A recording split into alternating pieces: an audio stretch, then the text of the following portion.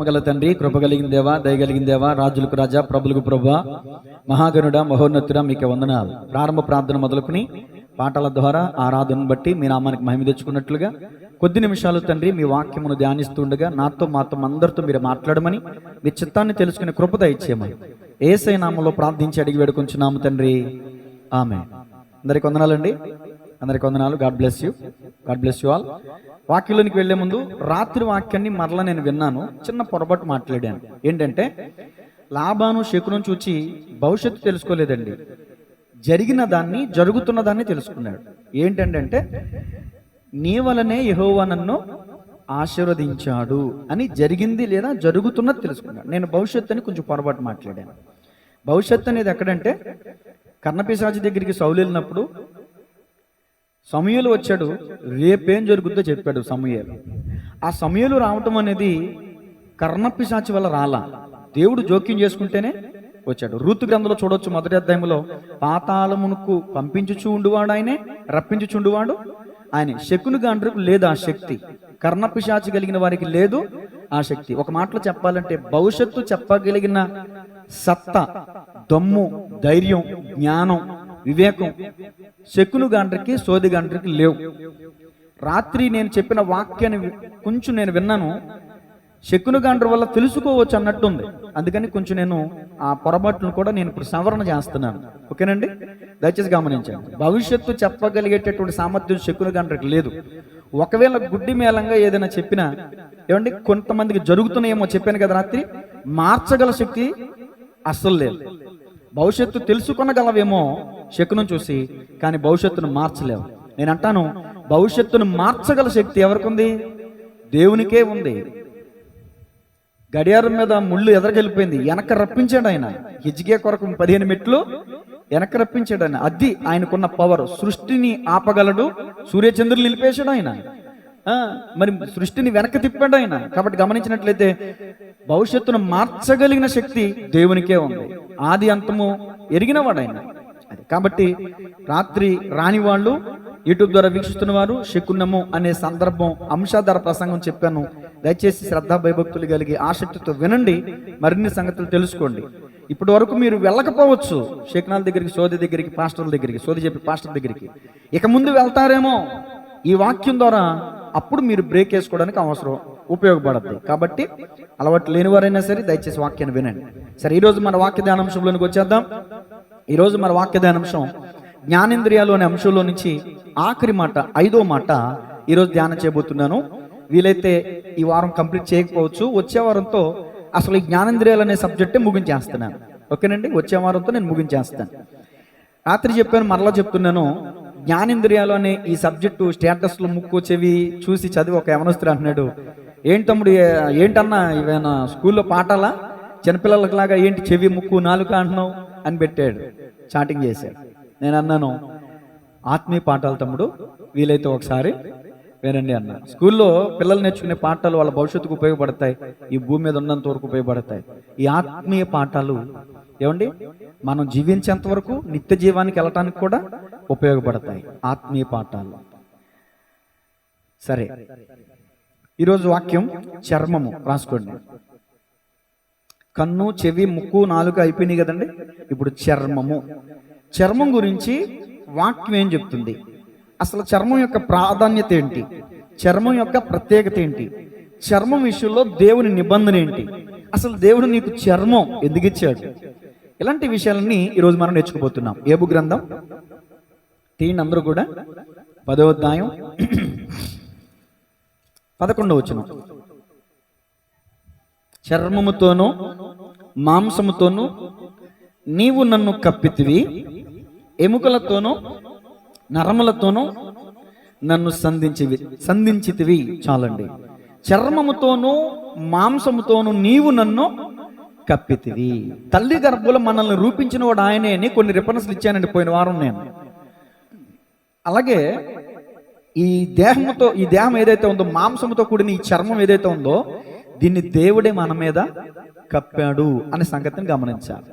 ఎంత విలువైన దేహం, ముఖం ఉన్నా, ఎంత విలువైన ముఖం ఉన్నా, ఈ దేహం లేదనుకోండి, ముఖానికి ఒప్పే ఉంది. దేహం లేకపోతే శిరస్సుకు ఉపయోగం లేదు, శిరస్సు లేకపోతే శిరస్సు లేని మొండానికి ఉపయోగం లేదు. దేవుడే చర్మాన్ని కప్పాడు మనందరికీ. ఈ విషయాన్ని మనం గమనించాలి. తర్వాత యెహెజ్కేలు గ్రంథం 37వ అధ్యాయం 5-6 వచనాల్లో కూడా ఎండిపోయిన ఎముకల్లోయ కనిపిస్తుంది. ఎండిపోయిన ఎముకల్లోయ. యెహెజ్కేలు గ్రంథం 37:5. ఈ ఎముకలకు ప్రభువైన యెహోవా సెలవిచ్చినదేమనగా, మీరు బ్రతుకున్నట్లు నేను మీలోనికి జీవాత్మను రప్పించుచున్నాను. చర్మము కప్పి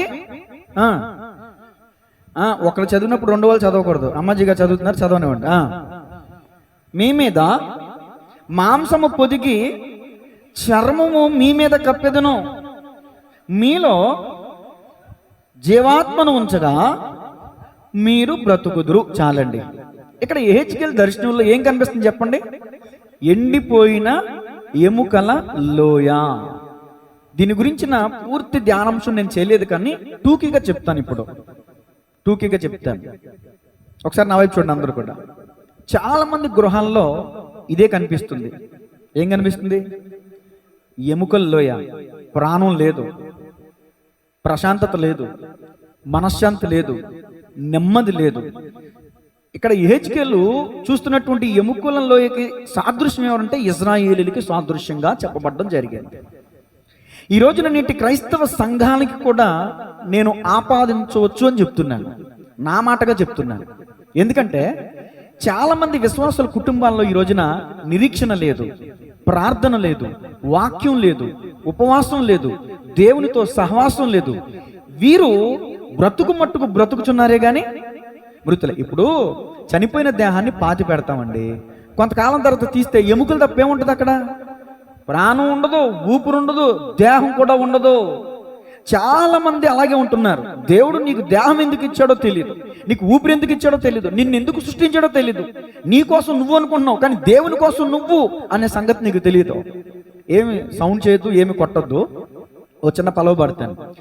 మానవుడా కారణ జన్ముడా, నీ జన్మకు కారణముంది.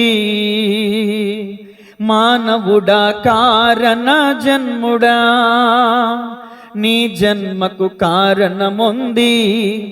అర్థం తెలియక నీవు వ్యర్థముగా బ్రతుకకు, అర్థం తెలియక నీవు వ్యర్థముగా బ్రతుకకు. పరమార్థమున్నదని ప్రభు కొరకే బ్రతకమని, పరమార్థమున్నదని ప్రభు కొరకే బ్రతకమని. మానవుడా కారణ జన్ముడా, నీ జన్మకు కారణముంది. చాలా అద్భుతమైన పాట అండి ఇది. నీ జన్మకి కారణం ఉంది, నా జన్మకి కారణం ఉంది. ఎవరు కారణం లేకుండా నిష్కారణంగా ఈ భూమి మీద పుట్ల. అయితే దేవుడు తన స్వహస్తాలతో నిన్ను నిర్మించాడు, నీకు చర్మాన్ని కప్పాడు, ఎముకలు ఇచ్చాడు, నరాలను ఇచ్చాడు, రక్తాన్ని ప్రవహింపజేశాడు. రక్తము దేహానికి ప్రాణం అన్న రక్తాన్ని పెట్టాడు. నీకు రక్తం ఇచ్చాడు, నీ కోసం రక్తం పెట్టాడు. రక్తాన్ని క్రైదన్యంగా చెల్లించి వెలపెట్టి నిన్ను నన్ను కొన్నాడు. ఆయన తన స్వహస్తాలతో చేసుకున్నాడండి. మనం ఆయన చేయి విడిచి తప్పిపోయిన మన కోసం యేసయ్య మళ్ళీ కల్వరి కొండపై ఏం చేశాడు తెలుసా? తన ప్రాణం పెట్టి నిన్ను నన్ను దక్కించుకున్నాడు. ఆయన చేతుల్లో నుంచి సాతాను చేతుల్లోకి వెళ్ళిపోయిన మనల్ని, సాతాను కబంధ హస్తాల్లో చిక్కుకుపోయిన మనల్ని విడిపించడానికి తన ప్రాణ త్యాగం చేశాడు. సాతాను అడిగాడు, నీ బిడ్డ కావాలా? ఇచ్చేస్తాను, నీ ప్రాణం ఇచ్చే. ఎవరన్నా ఉన్నారా ఈ రోజున? కన్న బిడ్డల కోసం కన్న తల్లిదండ్రులు, కట్టుకున్న భార్య కోసం కట్టుకున్న భార్య ఎవరు ఉన్నారా? కానీ దేవుని యొక్క ప్రేమ అంత గొప్పది, ప్రాణముతో కూడినది, ఏమంటే ప్రాణప్రదమైనదండి దేవుని ప్రేమ. దేవునికి స్తోత్రం కలుగునుగా. సరే, ఎముకల లోయ. ఈ రోజున ప్రతి కుటుంబం ఎముకల లోయతో ఎందుకు పోల్చడం జరిగిందంటే, ఆ ఎముకల లోయలో జీవం లేదు, జీవోత్సవాలు ఉన్నాయి. చాలా మంది కుటుంబాల్లో జీవం లేదు. ఒక ప్రశ్న అడిగితే చెప్పండి, జీవము ఎవరై ఉన్నారు? దేవుడే జీవమై ఉన్నాడు. ఇదిగో లోకంలోనికి జీవం వచ్చింది. ఆ జీవం ప్రతి ఒక్కరిని, ఆ వెలుగు ప్రతి ఒక్కరిని వెలిగిస్తుంది. యోహాను భక్తుడు రాస్తాడు పత్రికల్లో, వెలుగుతో పోల్చారు, జీవంతో కూడా పోల్చారు. ఆయన ఆయన జీవం లేదంటాడు మనలో. ప్రతిరోజు నువ్వు ప్రార్థన చేస్తున్నావు అంటే నీలో ఆయన జీవం ఉంటుంది. అందరూ అంటున్నారా? ప్రతిరోజు ప్రార్థన చేస్తున్నారండి? లేదు, మీకున్న బిజీ షెడ్యూల్ని బట్టి ప్రార్థన నిర్లక్ష్యం చేస్తున్నారా? ప్రార్థన నిర్లక్ష్యం చేస్తున్నారు చాలా మంది. జీవోత్సవాలు వాళ్ళు అన్యులో క్రైస్తవులో నాకు తెలియదు, కానీ క్రైస్తవుల్లో కూడా అలాంటి వాళ్ళు ఉన్నారు. అందుకని ఈ వారంలో జరిగిన ఇన్సిడెంట్ని మీ ముందుకు తీసుకొస్తున్నా. ఈ వారంలో జరిగిన ఇన్సిడెంట్ ఏంటంటే, భయంకరమైన ఇన్సిడెంట్ ఏంటంటే, ఓ 10th క్లాస్ కుర్రోడు, 15 సంవత్సరాల పిల్లోడు, 7-8 సంవత్సరాల పిల్లని, లేకపోతే తన క్లాస్మేట్ అంటున్నారు కాసేపు, 7 సంవత్సరాలు అంటున్నారు కాసేపు, 6వ తరగతి అన్నారు, ఒక్కొక్కటి రకం చెప్తారు కదా. జరిగిన మాట వాస్తవమే, కానీ ఆ అమ్మాయి కూడా చిన్న పిల్ల స్కూల్కి వెళ్ళా. ఆ రోజు వీడేం చేశాడంటే, నెల రోజుల ముందే ప్లానింగ్ వేసుకున్నాడంటే, ఒక పేపర్ రాసుకుని ఆ పేపర్ మీద రాసుకున్నాడంట, పలానా వాళ్ళ ఇంటికి వెళ్ళాలి, పలానా ద్వారంగా వెళ్ళాలి, వెళ్ళి వెంటనే గ్యాస్ లీక్ చేయాలి, తర్వాత దొంగతనం చేయాలి, ఎవరిని అడ్డొస్తే వాళ్ళని చంపేయాలి, తర్వాత బ్లాస్ట్ అయితే తర్వాత మొత్తం బ్లాస్ట్ అయిపోతుంది కదా, ఆధారాలే ఉండవు కదా, ఆ విధంగా నేను ఎలా తప్పించుకొని రావాలి, ఇవన్నీ ఒక పేపర్ మీద రాసుకున్నాడంటే. ఒక 10th క్లాస్ కుర్రోడు, పెద్ద క్రైమ్, మామూలుది కాదు ఇది. అసలు ఎందుకు వెళ్ళాడంటే దొంగతనం కోసమేనో మొదట చెప్పారు. ఇప్పుడు మరి అతను 18 సంవత్సరాలు దాటిన వాడు కాదు కాబట్టి, కాబట్టి పేరు చెప్పలేదు, ఫోటో కూడా వేయలేదు కాబట్టి కొన్ని సంగతులు కూడా దాచిపెడుతున్నారేమో అనుకుంటున్నాను నేను. ఈరోజు చెప్పారు ఏంటంటే, బ్యాట్ కోసం వెళ్ళాడంటే. బ్యాట్ కోసం వెళ్తే పిల్లని చంపేంత పని కాదు, తన మైండ్ చెడిపోయింది, తన హృదయం పాడైపోయింది.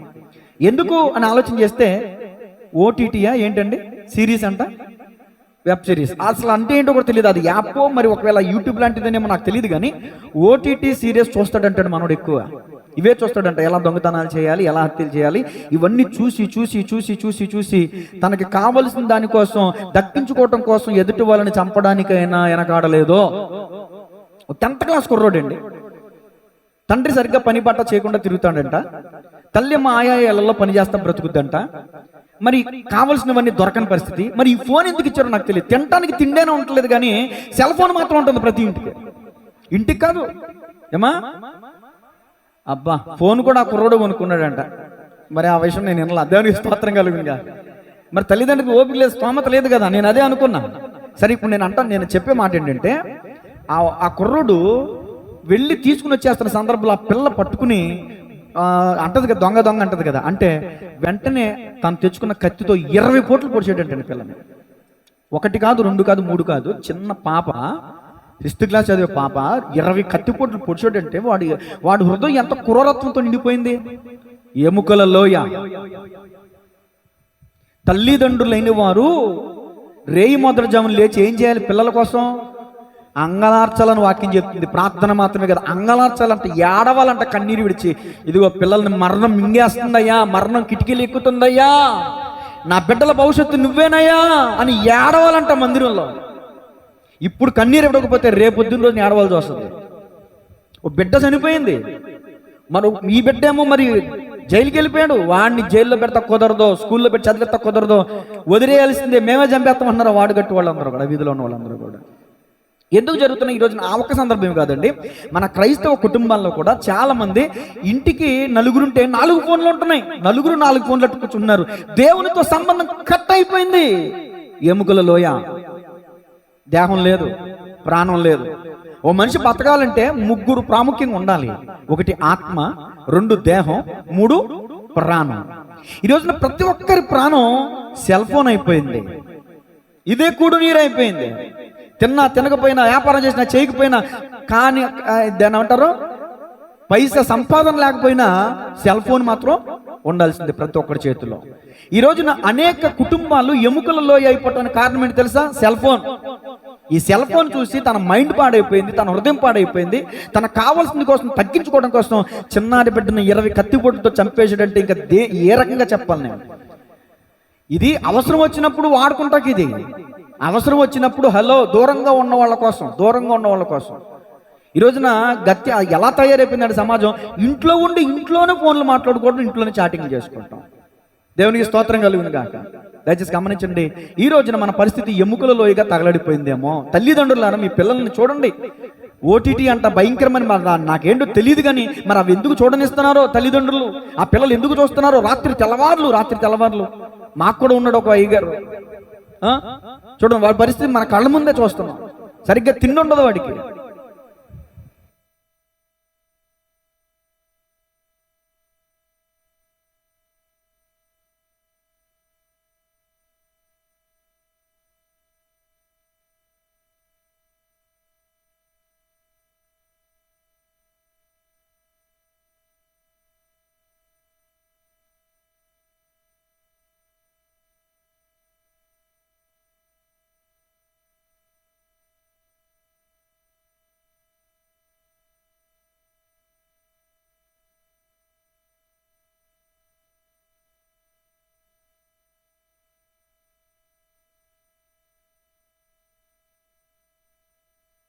ఎముకల లోయ కాదండి అది, ఎముకల లోయ కదా.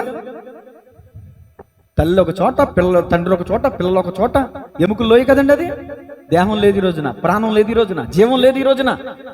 దేవునికి మహిమ కలుగును గాక. సరే, కొంచెం సబ్జెక్ట్లోకి వద్దాం. ఇప్పుడు సబ్జెక్ట్లోకి వచ్చారు కాబట్టి ఈ వారంలో జరిగిన ఇన్సిడెంట్ బట్టి అయినా పిల్లలకి దయచేసి ఫోన్లు మాకండి. ఓ ముద్ద తినకపోయినా పర్లేదు, కానీ కడుపు కాలితే వాళ్ళది అంటారండి. కడుపుగా వెళ్తే గుర్రం అంట, ఒట్టిగట్టు తిందంట. ఎందుకు ఎత్తున్నావు మా ఫోన్ అంటే, అన్నం తింటాడండి, అన్నం తింటలేదండి. ఏదో 2 రోజులు మానే, నువ్వు తింటాం మానే. అమ్మ అన్నం పెట్టమ్మా, అమ్మ అన్నం పెట్టమ్మ. నీ వెనకాల తిరగకపోతే అప్పుడు అడుగు నన్ను. ఒక పిల్లవాడిని హాస్పిటల్కి తీసుకెళ్ళారంటే మా అబ్బాయి సరిగ్గా తింటలేదండి. ఆ డాక్టర్ ఏం చెప్పాడు తెలుసా? మీ అబ్బాయికి అన్నం మీద అసహ్యం పుట్టింది. ఎందుకో తెలుసా? ఇంకో ముద్ద కుక్కేస్తున్నావు కదా నువ్వు, అందుకే అన్నం మీద అసహ్యం పుట్టింది. వాంతులు చేసుకున్నాడు, కక్కేస్తున్నాడు. ఓ పిచ్చమహా తల్లి, 2 రోజులు పెడతాం మానే, ఆకలిని అడిగే వరకు పెడతాం మానే అన్నాడంట డాక్టర్. అది డాక్టర్ గారు ఇచ్చిన సలహా. మీ పిల్లలు సాఫ్ట్గా కుక్కేస్తారు, తల్లి ప్రేమ మీరే కన్నారు. మరి కడుపు ఖాళీ ఉంచండి, వాళ్ళకి ఆకలి అవనివ్వండి. ఆకలి అయ్యాక అమ్మ ఆకలి అవుతుందండి అప్పుడు పెట్టండి, అప్పుడు అరుగుద్ది తిన్నదే. కడుపు నిండిపోతే ఇంకెక్కడ అరుగుద్ది, ఇంకెక్కడ తినబుద్ధి అవుతుందండి. పిల్లలు చెడిపోతున్నారంటే కారణం తల్లిదండ్రులే. కాబట్టి గమనించాలి. ఏమంటే మన శరీరం, ఇప్పుడు మన పాట అదే కదా, నా ప్రాణాత్మ శరీరమో బలి అర్పణ కాగా, నా జీవ బలులు స్తోత్ర బలులుగా మారిపోయేనే. బలవ్వాలండి మన ప్రాణాత్మ దేహాలు. దేవునికి మహిమ కలుగునుగా. సరే చూడండి, చర్మానికి దేవునికి మధ్యలో ఉన్న నిబంధన ఏంటో చూద్దాం. ఏంటి అసలు? ఆదికాండం 17వ అధ్యాయం 10వ వచనం. సబ్జెక్ట్లోకి వస్తున్నాను ఇప్పుడు నేను. ఆదికాండం 17వ అధ్యాయం. నాకును నీకును నీ సంతతికిని నా నిబంధన ఏదనగా, మీలో ప్రతి మగవాడును సున్నతి పొందవలెను. మీరు మీ గోప్యాంగ చర్మమును సున్నతి పొందవలెను. అది నాకు నీకు మధ్య ఉన్న నిబంధనకు సూచనగా ఉండును. 8 దినముల వయసు గలవాడు, అనగా నీ ఇంట పుట్టినవాడైనను నీ సంతానము కాని అన్నుని యొద్ద వెండితో కొనబడినవాడైనను మీ తరములలో, అదిగో ప్రతి మగవాడు మీలో సున్నతి పొందవలెను. నీ ఇంట పుట్టినవాడును నీ వెండితో కొనబడిన వాడును తప్పక సున్నతి పొందవలెను. అప్పుడు నా నిబంధన మీ శరీరమందు నిత్య నిబంధనగా ఉండును. సున్నతి పొందని మగవాడు, అనగా ఎవని గోప్యాంగ చర్మమున సున్నతి చేయబడదో అట్టివాడు తన జనులలో నుండి కొట్టివేయబడును. వాడు నా నిబంధనను మీరి ఉన్నాడని అబ్రహాముతో చెప్పాను. ఇప్పుడు అబ్రహాము ఎవరికి తండ్రి? ఇజ్రాయేలులకు తండ్రి. అబ్రహాం ఎవరికి తండ్రి? ఇష్మాయేలులకు తండ్రి. అబ్రహాము ఎవరికి తండ్రి? విశ్వాసులకు తండ్రి. వాగ్దాన పూర్వకంగా అబ్రహాముతో దేవుడు నిబంధన చేశాడు. అంటే తన తరం అందరితో, తన ఇంట పుట్టిన ప్రతివాడును వెండితో కొనబడిన వాడును ప్రతి మగవాడు తప్పక సున్నతి పొందాలి. ఇది అప్పుడు దేవుడు అబ్రహాముతో చేసిన నిబంధన. ఎవరైతే సున్నతి పొందడో వాడు కొట్టివేయబడతాడు. జనులలో నుండి రాళ్లతో కొట్టివేయబడవచ్చు, వాళ్ళని శాపగ్రస్తుడికి ఎంచవచ్చు, ఒకళ్ళు బహిష్కరించవచ్చు. ఇప్పుడు దేవుడు అబ్రహాముతో చెప్పిన మాట ఏంటంటే, సున్నతి పొందు అబ్రహామా, నీ ఇంట పుట్టిన 8వ దినమున నీ ఇంట పుట్టిన బిడ్డకి 8వ దినమున మొదలుకొని నువ్వు సున్నతి చేయాలి. దేవుడు ఆజ్ఞాపించాడు. ఒక మాట, ఆజ్ఞాతిక్రమమే పాపం వల్ల వచ్చే జీతం. సున్నతి పొందమని దేవుడు చెప్పాడు, సున్నతి పొందాల్సిందే. కానీ కొంతమంది నిర్లక్ష్యం చేస్తున్నారు. ఇక్కడ ఇప్పుడు క్రైస్తవులు కూడా సున్నతి పొందాలా అండి? కొంతమందికి డౌట్లు ఉంటాయి. ఆ విషయాలు నేను తర్వాత చెప్తాను. ముందు ధర్మశాస్త్రంలో ఉన్న సున్నతి గురించి చెప్పనివ్వండి. ఇక్కడ మోషే కాలంలో నిర్గమకాండంలో 4వ అధ్యాయం వచ్చేసరికి దేవుడు మోషేను బలపరిచి ఐగుప్తుకు పంపిస్తున్నాడు. ఈ మార్గ మధ్యంలో మోషేని యెహోవా దేవుడు ఏం చేయజూచాడు తెలీదా? చదవండి అయితే. ఆదికాండం, క్షమించాలి, నిర్గమకాండం 4వ అధ్యాయం 24. నిర్గమకాండం 4:24. అతడు పోవు మార్గమున సత్రములో యెహోవా అతను ఎదుర్కొని అతన్ని చంప చూడగా. ఇప్పుడు నా వైపు చూడండి. ఈ మాట ఎప్పుడైనా మీకు డౌట్ వచ్చిందా రాలేదండి? మోషేని పిలిచింది దేవుడే, ఐగుప్తుకి వెళ్ళమంది దేవుడే, నేను నీకు తోడే ఉంటాను, నీ పక్షంగా ఉండి నేను ఆశ్చర్యకరమైన అద్భుతాలు చేస్తాను అన్నది దేవుడే. మరి అతనున్న స్థలం నుంచి ఐగుప్తుకి వెళ్తుంటే మార్గ మధ్యలో యెహోవా దేవుడు మోషేని ఎందుకు చంపాలనుకున్నాడు? నిజంగా పూర్తిగా చంపేయాలనుకున్నాడా? కాదు, అక్కడ ఒక మేలుకొల్పేవాలనుకున్నాడు దేవుడు. ఎందుకంటే అక్కడ నేను అనుకుంటాను, వ్యాఖ్యానం చెప్తుంది, తన భార్య అయిన సిప్పోరా అన్యురాలు కదండి, ఈ సున్నతి విషయంలో కొంచెం అభ్యంతరం పెట్టి ఉండవచ్చని చరిత్రకారుల అభిప్రాయం. అర్థమవుతుందండి? అది మోషేని దేవుడు చంపదలుచుకున్న విషయం, ఎందుకు చంపదలుచుకున్నాడో అక్కడ ఎలా బయలుపరచబడిందో నాకు తెలియదు. కానీ వెంటనే జ్ఞానం కలిగి సిప్పోరా ఏం చేసిందంటే వాడిగల రాయి తీసుకుని తన పిల్లలకి సున్నతి చేసింది. అప్పుడు యెహోవా దేవుడు మోషేని విడిచిపెట్టాడు, బతికి బట్టగట్టేశాడు. ఇశ్రాయేలీయులకు లక్షలాది మంది ప్రజలకు నాయకుడు కాబోయే మోషేనే దేవుడు విడిచిపెట్టలేదు. మాట అతిక్రమిస్తే మీరు నేను ఏ పట్టి వాళ్ళని చెప్పండి? సున్నతి ధర్మశాస్త్రానుసారంగా ఖచ్చితంగా పొందాల్సిందే. సున్నతి అంటే దాని అర్థం ఏంటంటే, పురుషుని యొక్క గోప్యాంగ చర్మమున చివరన కత్తిరిస్తారు, ఆ చర్మాన్ని ఛేదిస్తారు, దాన్ని సున్నతి అంటారు. అది దేవునికి నిబంధన. ఇక నా బిడ్డ, ఆ సున్నతి పొందినవాడు, అతని కుటుంబం నా కుటుంబం, అతనితో నా నిబంధన స్థిరపరచుదును. ఇది దేవుని యొక్క తీర్మానం, దేవుని యొక్క నిబంధన. చూడండి, ఇప్పుడు ద్వితీయోపదేశకాండం 30వ అధ్యాయం 6వ వచనం. ఒకవేళ శరీర సంబంధంగా కత్తిరించబడి ఎవరేశారు? లక్కియా సైలెంట్. శరీర సంబంధంగా సున్నతి చేయబడి హృదయ సంబంధంగా నువ్వు సున్నతి చేయబడకపోతే ఉపయోగం లేదు. ఇప్పుడు చదవండి, ద్వితీయోపదేశకాండం 30వ అధ్యాయం 6వ వచనం. ద్వితీయోపదేశకాండం అండి 30వ అధ్యాయము 6వ వచనం. నీ పూర్ణ హృదయముతోనూ నీ పూర్ణ ఆత్మతోనూ నీ దేవుడైన యెహోవాను ప్రేమించినట్లు నీ దేవుడైన యెహోవా తనకు లోబడుటకు మీ హృదయమునకును నీ సంతతి వారి హృదయమునకును సున్నతి చేయను. ఇదిగో హృదయానికి సున్నతి ఏంటి? ఇప్పుడు గోప్యంగా చర్మం అంటే కత్తిరిస్తారు, మరి హృదయానికి సున్నతి ఏంటి? నీ హృదయం మారాలి. అది అంటే నువ్వు నీకు చర్మాన్ని కత్తిరించుకుంటున్నావు, దేవుని మాట విన్నావంటే ఆయనకు నిన్ను నువ్వు పూర్తిగా అప్పగించుకోవాలి, పూర్తిగా ఆయనకు లోబడాలి, నిన్ను నువ్వు అప్పగించుకోవాలి, నిన్ను నువ్వు సరెండర్ చేసుకోవాలి. అది సున్నతి అంటే. గోప్యంగా చర్మాన్ని కత్తిరించినంత మాత్రాన అది హృదయ సంబంధమైన సున్నతి కాదు. హృదయ సంబంధమైన సున్నతి కూడా ఉండాలి. అర్థమవుతుందండి? పేరుకి అక్షరార్థంగా నువ్వు కత్తిరించుకున్నావంటే సరిపోదు, ఆయనకు నీ జీవితకాలం. ఇప్పుడు పెళ్ళి అవ్వక ముందు అమ్మాయి ఉందండి, పుట్టింటికాడ ఉంటుంది, అబ్బాయి ఉన్నాడు, అతను పుట్టింటికాడ ఉంటాడు, ఎవరిష్టాలు వాళ్ళవి. పెళ్ళైన తర్వాత ఈ తాళి కట్టిన తర్వాత వివాహం లేదా ఎంగేజ్మెంట్ లేకపోతే ఈ ఉంగరం పెట్టిన తర్వాత క్రైస్తవ ప్రకారంగా బైబిల్ మార్చుకున్న తర్వాత వాళ్ళు భార్యాభర్తలైన తర్వాత వాళ్ళు ఒకరితో ఒకటి కమిట్మెంట్, ఒక తీర్మానం, ఒక నిబంధన కలిగి ఉంటారు. అవునా కదండి? పెళ్లిలో పాస్టర్ గారు కూడా ప్రమాణాలు చేపిస్తారు. ఆరోగ్యమందును, తర్వాత కష్టమందును, సుఖమందును లేమి. అబ్బా భలే గుర్తు, నాకే గుర్తులేదు బాబా.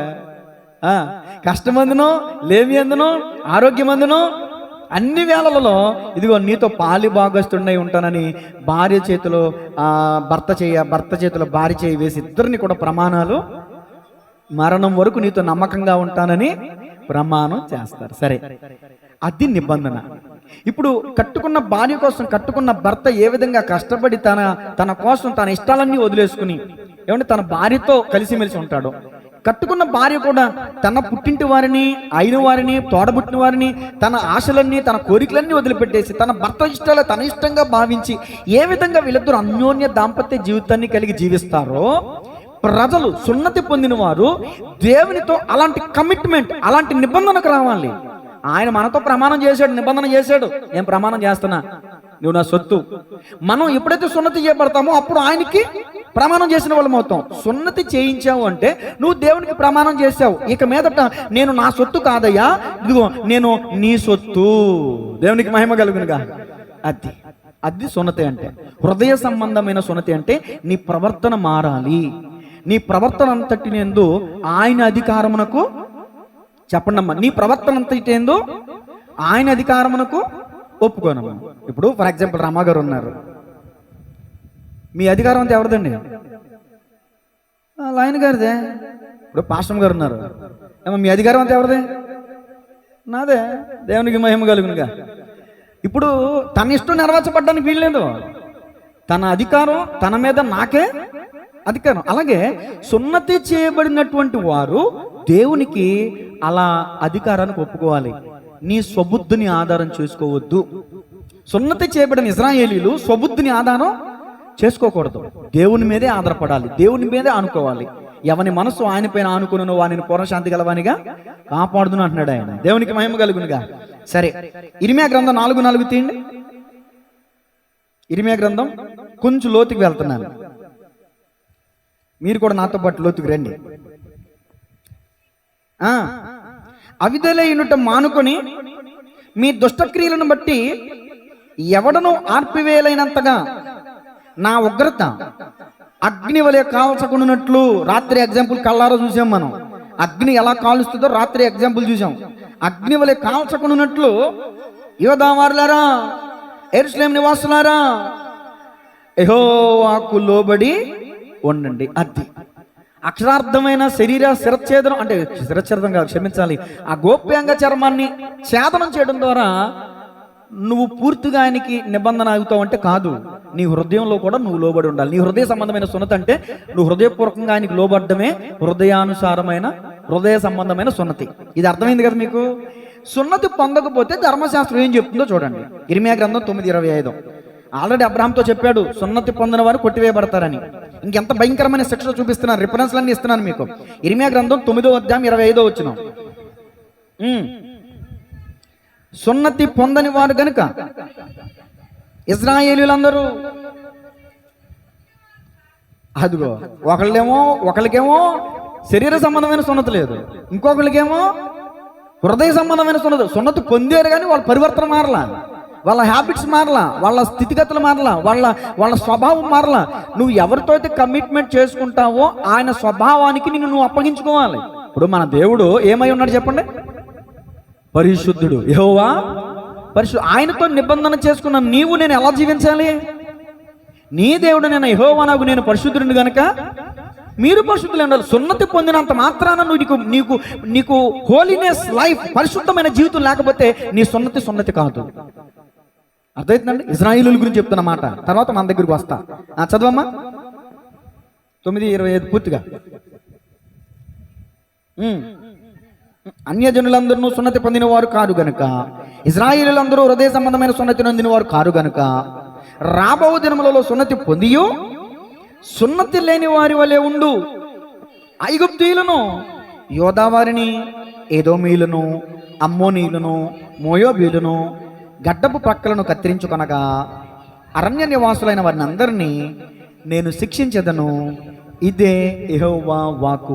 లోక సంబంధమైన ఆచారాలు, లోక సంబంధమైన సిద్ధాంతాలు, దేవునితో కమిట్మెంట్ చేసుకున్న తర్వాత, దేవునితో నువ్వు ఒక నిబంధనకు వచ్చిన తర్వాత, దేవునితో నువ్వు ఒక తీర్మానం చేసుకున్న తర్వాత, మళ్ళీ సిగ్గు లేకుండా ఇశ్రాయేలీయులు ఏం చేశారంటే అన్యజనులను వెంబడించేవాళ్ళు.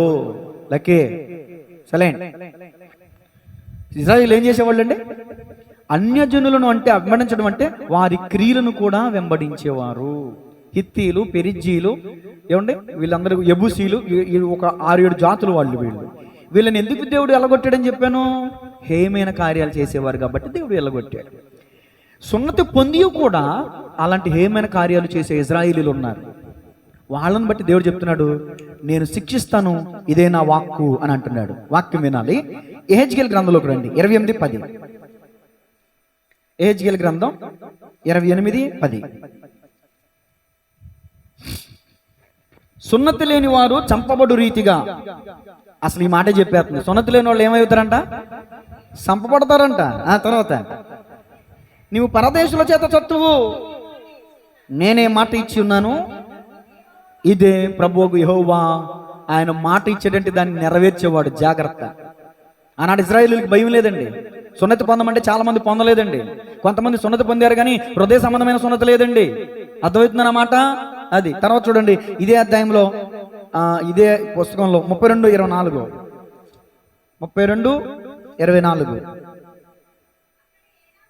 అక్కడ యాలామును దాని సమూహమును సమాధి చుట్టూ ఉన్నవి అందరూ కత్తిపాలై చచ్చిరి.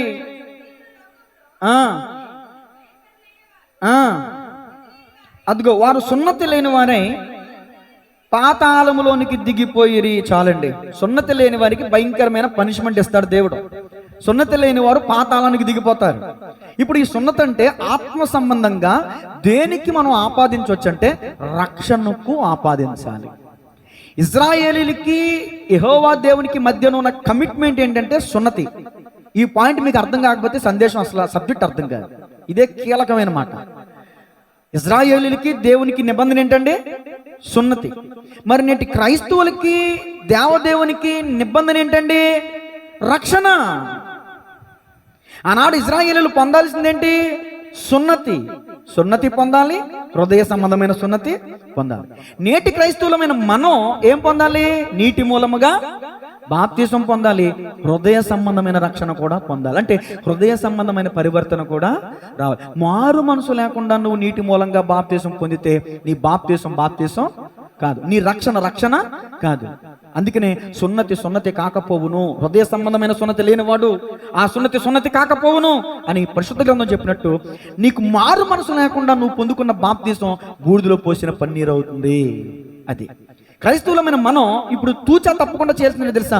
ఆనాటి ఇజ్రాయేలీలు దేవునికి భయపడి సున్నతి పొందారు. సున్నతి పొందని వారు కొట్టివేయబడతారు. మరి ఈనాడు రక్షణ పొందిన వాళ్ళు ఏమవుతారు చెప్పండి? నమ్మి బాప్తిసం పొందినవాడు రక్షింపబడును, నమ్మని వానికి అప్పుడు సున్నతి లేని వారికి శిక్ష, ఇప్పుడు రక్షణ లేని వారికి శిక్ష. ఏంటా శిక్ష? అగ్నిగుండం అనే 2వ మరణంలో పడవేయబడతారు. కాబట్టి ప్రతి క్రైస్తవ సహోదరి రక్షణ పొందాలి. దేవుని స్తోత్రం చెప్పండి గట్టిగా. మీలో ఎవరైనా రక్షణ లేని వారు ఉంటే ఈ రోజున ప్రాముఖ్యంగా మీకోసమే. రక్షణ ఉండి హృదయ సంబంధమైన రక్షణ లేకపోతే మీకోసమే ఈరోజు దేవునికి వాక్యం. కొత్త నిబంధన గ్రంథంలోకి వద్దాం. ఇప్పుడు మన గురించి మనం మాట్లాడుకుందాం. ఇజ్రాయేల్ గురించి అయిపోయింది. కొరింథీయులకు రాసిన మొదటి పత్రిక 7వ అధ్యాయం 18వ వచనం. మీలో అందరికీ ఒక డౌట్ ఉండొచ్చు, మరి శరీర సంబంధమైన సున్నతి, గోప్యంగా చర్మాన్ని కత్తిరించుట మనం ఎందుకు చేయకూడదు అంటే అది అక్షర సంబంధమైంది. అక్షరము చంపును గాని ఆత్మ జీవింప చేయను. సున్నతి యొక్క ఆత్మీయ అర్థం ఏంటంటే దేవునితో నిబంధన. అర్థమవుతుందండి? దేవునితో నిబంధన ప్రాముఖ్యం. ఇప్పుడు నేను క్రీస్తు శిలువ రక్తం ద్వారా కడగబడ్డం ద్వారా మనం నిబంధనకు అర్హులమవుతాం. ఆనాడేమో ఇజ్రాయేలీలే కత్తిరించుకుని రక్తాన్ని చిందించారు. అర్థమవుతుందండి? దేవునితో నిబంధన. ఇప్పుడు మనం రక్తం చిందించకర్లా, మన కోసం యేసు ప్రభుల వారే కలవరి కొండపై ఏం చేశారు? ఆయన దేహము పొడవబడింది. ఆయన దేహం ఏమైంది? పొడవబడింది. గాయములో నుంచి ఉద్భవింప చేయబడింది సంఘం. గట్టిగా చప్పట్లు కొడుతూ దేహం మహిమపడతాం. యేసుక్రీస్తు దేహము పొడవబడింది. ఆ పక్కటెముక, ఇదిగో ఆదాము పక్కటెముక నుంచి ఎవరు వచ్చారు? హవ్వమ్మ వచ్చింది. కడపటి ఆదాము అనబడిన యేసుక్రీస్తు ప్రభు వారి పక్కలో నుంచి ఎవరు వచ్చారు? సంఘం ఉద్భవింపజేయబడింది. సంఘం నీవు నేను వెలపెట్టి కొనబడిన వారం, క్రీస్తు రక్తం ద్వారా కడగబడిన వారం. మనం రక్షణ చాలా ప్రాముఖ్యం. కొరింథీయులకు రాసిన మొదటి పత్రిక 7వ అధ్యాయం 18వ వచనం చదవండి అమ్మా.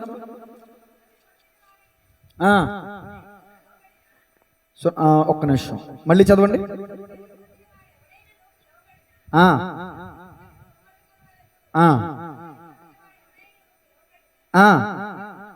పొందవలదు.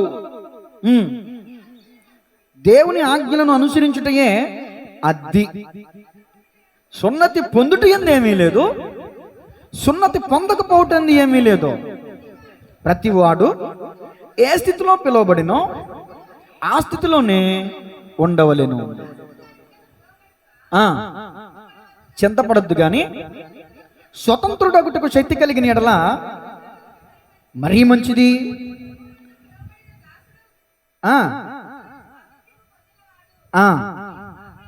ఆ ప్రకారమే స్వతంత్రుడయ్యుండి పిలువబడిన వాడు క్రీస్తు దాసుడు.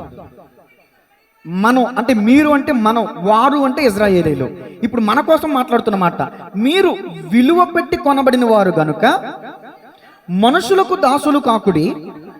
సహోదరులారా, ప్రతి మనుషుడు ఏ స్థితిలో పిలువబడినో ఆ స్థితిలోనే దేవునితో సహవాసము కలిగి ఉండవలెను. దేవునికి స్తోత్రం చెప్పండి. ఇప్పుడు చెప్పండి, ఇప్పుడు గోప్యంగా మనం కత్తిరించుకోవాలమనో ఆజర్లా. సున్నతి పొందుటేందేమీ లేదు, పొందకపోవుటేందు. ఆయన ఆజ్ఞ ప్రాముఖ్యం. ఇప్పుడు పండు తినొద్దు, అది ఆజ్ఞ. పండు తినకూడదు అంటే ఆజ్ఞాతిక్రమమే.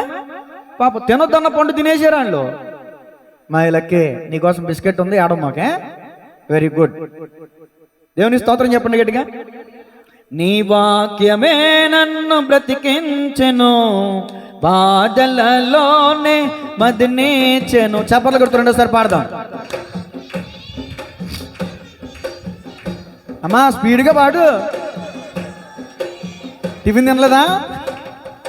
కృపాశక్తి దయాశక్తి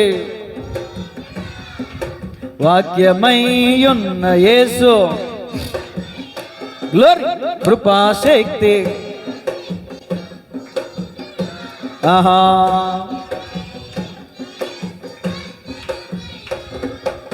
గలతీ పత్రిక 6:15 చదవండి. కొట్టకండి అమ్మా పిల్లల్ని. లాలించాలి, బుజ్జగించాలి, అడిగింది ఇచ్చేయాలి. గలతీ పత్రిక 6:15. ఇప్పుడు వాళ్ళు సీఎంలు పిఎంలు, మనకి వాళ్ళు చెప్పింది మనం వినాలి, మనం చెప్పింది వాళ్ళు వినరు. కొత్త సృష్టి పొందుటయే గాని సున్నతి పొందుట ఎందు ఏమీ లేదు, పొందకపోవుట ఎందు ఏమీ లేదు. ఇప్పుడు నా వైపు చూడండి. మరి మనం ఎలా కొత్త సృష్టి అవుతాం? ఓం లేం హ్లేం స్వాహ అంటే కొత్త సృష్టి అయిపోతామా? మంత్రాలకు జంతకాలు రాలుతాయా? ఎలా కొత్త సృష్టి అవుతుందో తెలుసా? ఎవడైనను క్రీస్తునందున్న ఎడలా. అది ఇప్పుడు మనం నూతన సృష్టి కావడం ప్రాముఖ్యం.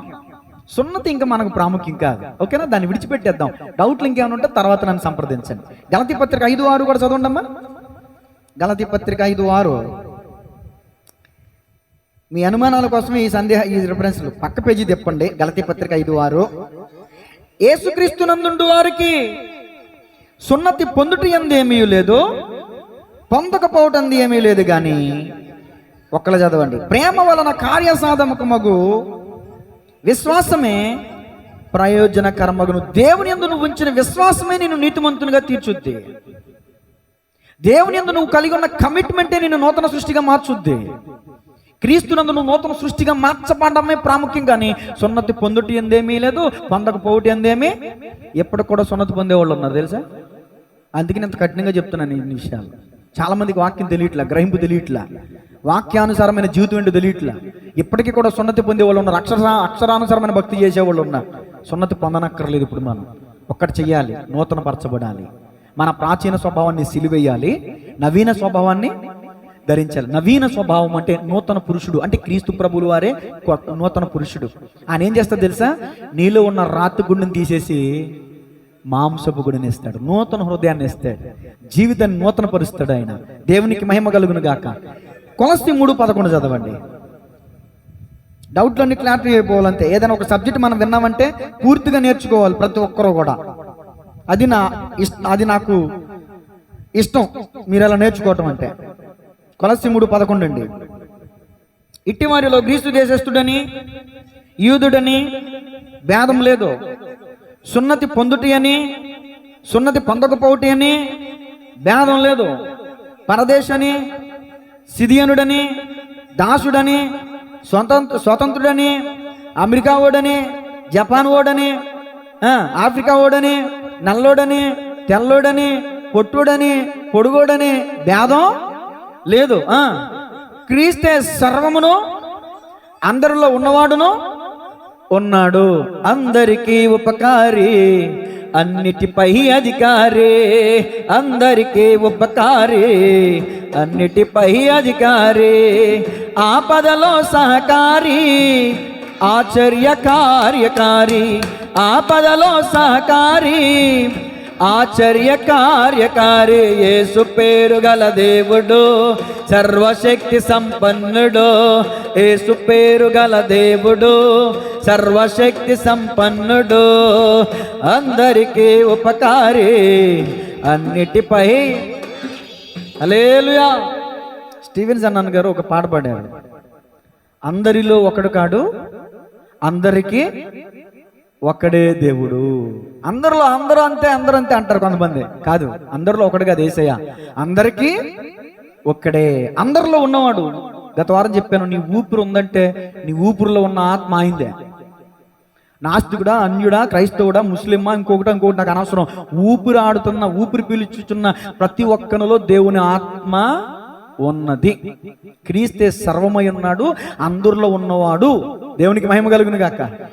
అది తర్వాత చూడండి, రోమపత్రిక 2:24. రోమపత్రిక 2:24. ఎవరికైనా బోరు కొట్టింది అనుకోండి, మీ ముఖం చూస్తే నాకు తెలిసిపోతే ముగించేస్తాను. ఇంట్రెస్ట్గా వినండి. రోమపత్రిక 2:24 రాయబడిన ప్రకారము మిమ్మును బట్టే కదా దేవుని నామం అన్యజనుల మధ్యను దూషింపబడుచున్నది. నీవు ధర్మశాస్త్రం అనుసరించి ప్రవర్తించువాడవైతివా? సున్నతి ప్రయోజనకరమగును గాని ధర్మశాస్త్రమును అతిక్రమించువాడవైతివా? నీ సున్నతి కాకపోవును. కాబట్టి సున్నతి లేనివాడు ధర్మశాస్త్రపు నీతి విధులను గైకొని ఎడల అతడు సున్నతి లేనివాడయ్యుండియు సున్నతి గలవాడుగా ఎంచబడును కదా. మరియు స్వభావమును బట్టి సున్నతి లేనివాడు ధర్మశాస్త్రమును నెరవేర్చిన ఎడల అక్షరమును సున్నతి గలవాడవై అతిక్రమించు నీకు తీర్పు తీర్చడ, ఖచ్చితంగా తీర్పు తీరుస్తాడు. ఎందుకంటే ఆయన ఇచ్చిన మాట సున్నతి పొందాలి. పొందకపోతే ఒకవేళ హృదయ సంబంధమైన సున్నతి గలవాడు అయినా కూడా నీకు శిక్ష వస్తుంది. ఓకేనా? బాహ్యమునకు యూదుడైన వాడు యూదుడు కాడు, సున్నతి కాదు. అయితే అంతరంగమందు యూదుడైన వాడే యూదుడు. మరియు సున్నతి హృదయ సంబంధమైనదై ఆత్మయందు జరుగునదే కానీ అక్షరము వలన కలుగునది కాదు. అట్టి వానికి మెప్పు మనుషుల వలన కలుగదు, దేవుని వలననే కలుగును. దేవుని స్తోత్రం చెప్పండి గట్టిగా. హృదయ సంబంధమైన సున్నతి లేకపోతే నీ బాహ్య సంబంధమైన సున్నతి కాకపోవును. దీన్ని మనకెలా అన్వయించుకోవాలంటే, నీ హృదయ అంతరంగంలో పరివర్తన, మారు మనసు లేకపోతే నీ బాప్తీసం కాకపోవును. అర్థమైందండి? కొంతమంది బాప్తీసం తీసుకోకపోయినా దేవునికి భయపడి బతుకుతున్నారంట. కొంతమంది బాప్తీసం తీసుకుని దేవుని భయం లేకుండా బతుకుతున్నారంట. ఇది ఇక్కడ రాయబడినటువంటి మాటలో తాత్పర్యం. నువ్వు సున్నతి ఉందా లేదా, రక్షణ పొందేవా లేదా, ఈ విషయం పక్కన పెడితే దేవునికి లోబడి ఉంటున్నావా లేదా, ఇది చాలా ప్రాముఖ్యమైన విషయం. కొలస్సీ పత్రిక 2:11 చదవండి. కొలస్సీ పత్రిక 2:11. మీరును క్రీస్తు సున్నతి యందు శరీరచలతో కూడిన స్వభావమును విసర్జించి ఆయన యందు చేతులతో చేయబడని సున్నతి పొందితిరి.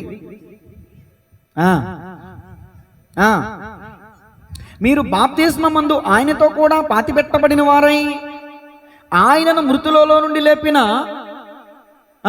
దేవుని ప్రభావమందు విశ్వాసముంచుట ద్వారా ఆయనతో కూడా లేచిరి. మరియు అపరాధముల వలనను శరీరమందు సున్నతి పొందక ఉండుట వలనను అదుగో మీరు మృతులై ఉండగా దేవుడు రాతరూపకమైన ఆజ్ఞ వలన మన మీద రుణముగాను మనకు విరోధముగా ఉండిన పత్రమును మేకులతో సిలువకు కొట్టి దాని మీద చేవ్రాతను తుడిచివేసెను. అడ్డము లేకుండా దానిని ఎత్తివేసి మన అపరాధములన్నింటినీ క్షమించి ఆయనతో కూడా మిమ్మును జీవింపచేసెను. చాలండి, దేవునికి మహిమ కలుగును గాక. దేవుని మాట మనల్ని జీవింపచేస్తుంది. ఆయన మాటకు మనం లోబడినప్పుడు, ఆయన మాట ప్రకారం మనం జీవించినప్పుడు మనలో జీవం ఉంటుంది. లేకపోతే జీవం లేని జీవోత్సవాలమే. నీ మాట జీవము గలదయ్యా యేసయ్యా, నీ మాట. పాడండి చప్పట్లు కొడుతూ. ఎవరిలో శక్తి లేదు, బలం లేదు, గట్టిగా పాటలేదు, చప్పట్లు కొడుతూ పాడాలి.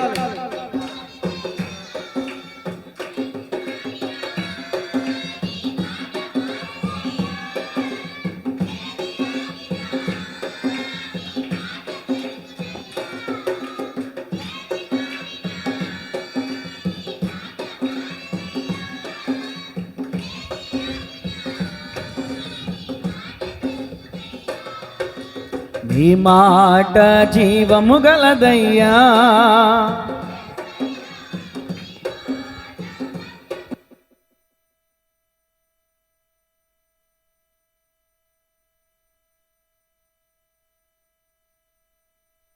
గంటలకు స్టార్ట్ చేసాం మెసేజ్.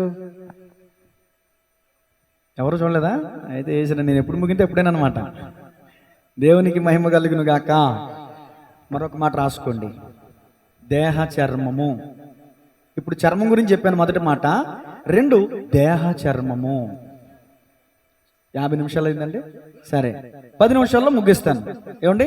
సరే, లేవియాకాండం క్షమించాలి, సంఖ్యాకాండం 5వ అధ్యాయం తీయండి. 5వ అధ్యాయం మొదటి నుంచి 4 వచనాలు. ఇంకా 10 నిమిషాలు టైం ఉంది. మరియు యెహోవా మోషేకు ఇలాగూ సెలవిచ్చాను, ప్రతి కుష్ఠిరోగిని, స్రావము గల ప్రతివానిని, శవం ముట్టుట వలన అపవిత్రుడైన ప్రతివానిని పాలెములో నుండి వెలివేయవలెనని ఇజ్రాయేలులకు ఆజ్ఞాపించు. ఇప్పుడు నేను అడుగుతున్న ప్రశ్నకి సమాధానం చెప్పండి. కుష్ఠరోగి ఎక్కడ ఉండాలి? పాలెం వెలుపల పొలిమారలో ఊరి అవతల ఉండాలి. కుష్ఠరోగం అనేది ధర్మశాస్త్రం ప్రకారం అపవిత్రత. ధర్మశాస్త్రం కొన్ని రోగాలను కూడా పాపపు రోగాలతో పోల్చింది. పాపం వల్ల వచ్చిన రోగాలు ఉన్నాయి. వర్షం వచ్చిందంటే తుమ్ములు వస్తాయి, సహజం. ఏమండి? తగ్గిపోద్ది 2 వారాలకో వారానికో. కానీ పాపం వల్ల వచ్చిన రోగం త్వరగా తగ్గదు. ఎన్ని మెడిసిన్ వేసుకున్నా తగ్గదు, ఎన్ని హాస్పిటల్ తిరిగినా తగ్గదు. రక్తస్రావం కలిగిన స్త్రీ కూడా అనేక మంది వైద్యుల చేత ఆమె ఎంతో వేయపరిచిందంట. ఆమె రోగం తగ్గల, రక్తధార కట్టబడలా. స్రావము కానీ కుష్ఠరోగం కానీ అపవిత్రత ధర్మశాస్త్రం ప్రకారం. తర్వాత మాట చూడండి, లేవికాండం 13 మొదటి వచనం. లేవియాకాండం 13వ అధ్యాయం మొదటి వచనం.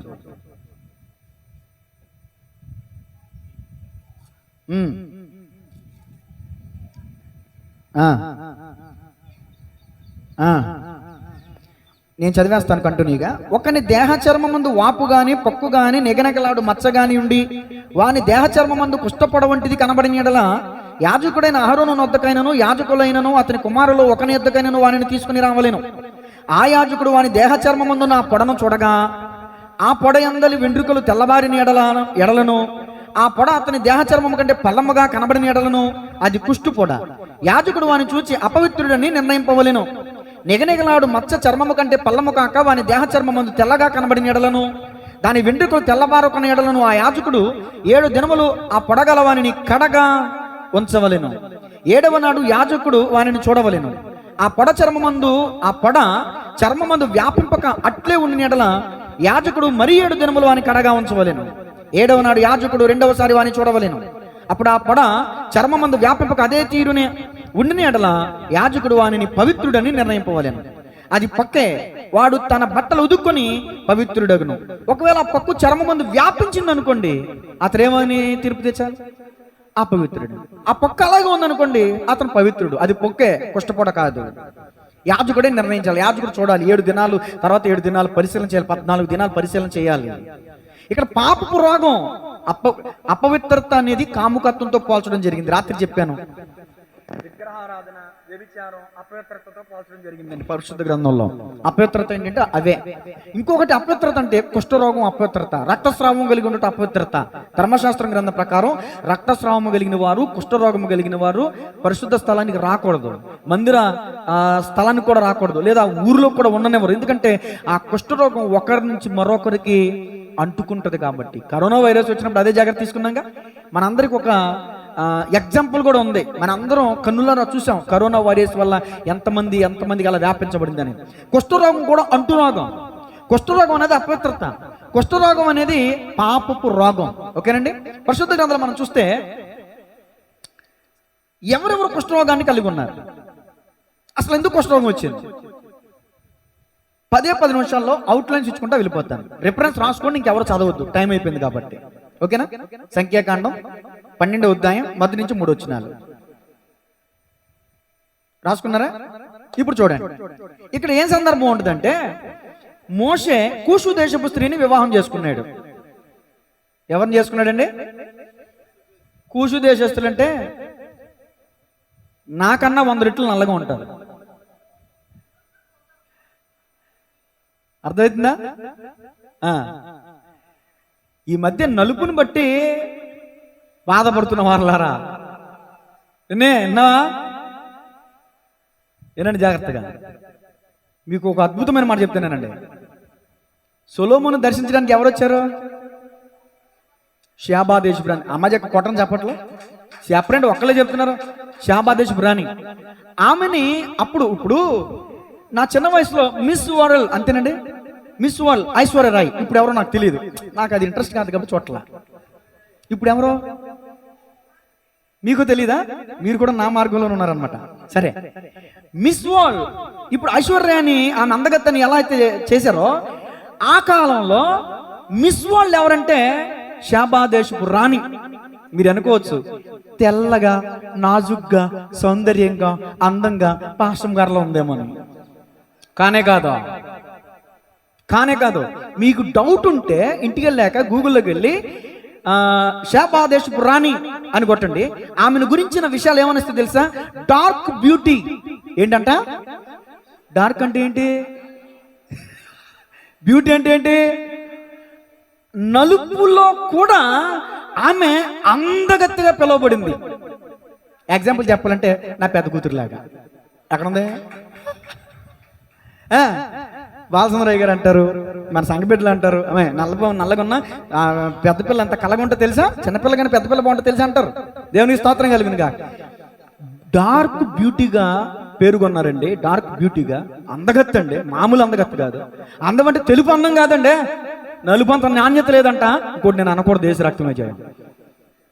ఈ తెల్లోళ్ళు ఈ దేవం వచ్చి తట్టుకోలేదు తమ్ముడా. జ్వరం వచ్చిన మూలడిపోతారు, మనం కొంచెం ఏదైనా స్టాండర్డ్గా తట్టుకుంటాం. దేవుని స్తోత్రం చెప్పండి గట్టిగా. నలుపు అంత నాణ్యత. సాయి నేను, సాయి మేనలుడు, మన అందరం బాధపడక్కర్లా, సంతోషించాలి నలిపించినందుకు. దేవునికి స్తోత్రం చెప్పండి గట్టిగా. నల్లని దానని నన్ను చిన్న సూపు అక్కడే ఉన్న నాణ్యత. దేవునికి స్తోత్రం కలిగిన గాక. సరే, పరిశుద్ధ గ్రంథంలో కొంతమంది చర్మాలకి కుష్ఠరోగం వచ్చింది. ఎందుకు వచ్చిందంటే, ఈ మోషే గారు కూషు దేశపు స్త్రీని చేసుకున్నాడంట. మరి ఆమె నలుపే నచ్చలేదో, ఎందుకు నచ్చలేదో ఆడబడుచు పోరంటారు చూసారా. ఇప్పుడు మోషేకి పెద్దది మిరియాము అక్క మోషే మీద సనిగిందంట. దేవుడు విన్నాడు. దేవుడు విని నా సన్నిధిలోకి రండి అని అన్నాడు. అహరోను మిరియాము దేవుని సన్నిధికి వచ్చారు. మాట్లాడుతున్నాడు దేవుడు. మోషే నా ఇల్లంతటిలో నమ్మకమైన వాడు, అతనితో మీరు మాట్లాడడానికి ఎందుకు భయపడలేదు? ఎందుకు తిరుగుబాటు చేస్తున్నారు? ఎందుకు సనిగారు? ఇదిగో ఈ మాటలు మాట్లాడినప్పుడు దేవుడు కోపాన్ని వ్యక్తపరిచినప్పుడు దేవుడు అలా వెళ్ళాడో లేదో చూడండి, ఆ మిరియాము ముఖం ఎలా ఉందంటే తల్లి కడుపులో నుంచి ఏమండి సగం పిండమై ఉన్నప్పుడు బయటకు వచ్చినటువంటి రూపం ఎలా ఉంటుందో అంత దారుణంగా పోల్చాడండి అహరోను. అక్కడ తర్వాత ఉంటుంది ఆ మాటలో, అంత దారుణంగా చూడ అసహ్యమైన ముఖం అయిపోయిందంట. కుష్ఠరోగగ్రస్తురాలు అయిపోయిందంట మిరియాము అప్పటికప్పుడు. ఆరోగ్యం గలదే, కానీ అప్పటికప్పుడు ఆమె చేసిన తిరుగుబాటు దైవజనునికి భయపడక, నీ తమ్ముడే కావచ్చు, నీ రక్త సంబంధం కావచ్చు, నీ సేవకుడే, నీ భర్తే కావచ్చు, భార్య కూడా పాస్టర్ గారంటే పాస్టర్ గారే ఇక్కడ అంతే. బామ్మరిదని గాని, అక్కని గాని, చెల్లిని గాని, తమ్ముడు గాని ఉండదు. ఇక దైవజనుని మీద సనక్కూడదు, తిరుగుబాటు చేయకూడదు. ఒకవేళ తిరుగుబాటు చేసేవారుగా ఉంటే అది కూడా కుష్ఠరోగంతో సమానం. దేవుని స్తోత్రం చెప్పండి గట్టిగా. మనలో ఎవరైనా దైవజనుని మీద సనుక్కుంటే జాగ్రత్త, అది పాపపు కుష్ఠరోగం శరీరం అంతా వ్యాపిస్తుంది. కుష్ఠరోగం శరీరాన్ని తినేస్తుంది. అయితే తిరుగుబాటు, సనుగుడు అనే పాపపు కుష్టు నీ ఆత్మను నరించేస్తుంది, నీ ఆత్మీయ జీవితాన్ని పతనం చేసేస్తుంది, నీ ఆత్మీయ జీవితంలో సాక్ష్యం లేకుండా చేస్తుంది, నీ ఆధ్యాత్మిక జీవితంలో కృంగిపోయేలా చేస్తుంది, నరకములో పడిపోయేలా చేస్తుంది. తిరుగుబాటు అనే కుష్ఠరోగం నీలో ఉందా? మిరియాములాగా సరి చేసుకుందాం. మరొక మాట చూడండి, 2వ దినవృత్తాంతములు 26:16, 19. 2వ దినవృత్తాంతములు 26:16 చదవండి. ఎంత టైం పడుతుందో మీరు బైబిల్ తీయడానికి.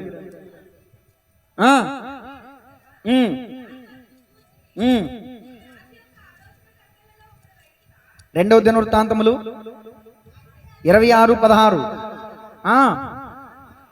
మళ్ళీ చదవండి. అయితే అతడు స్థిరపడిన తర్వాత అతడు మనస్సున గర్వించి చెడిపోయిన.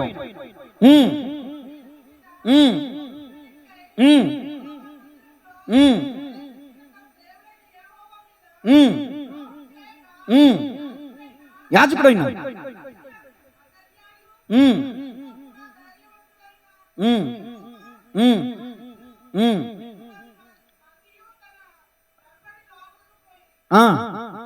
అప్పుడేమైంది? ఎదిరించి ఉజ్జయా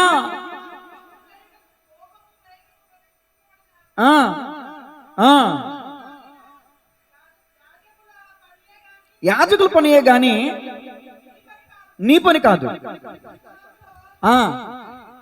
బయటికి పో.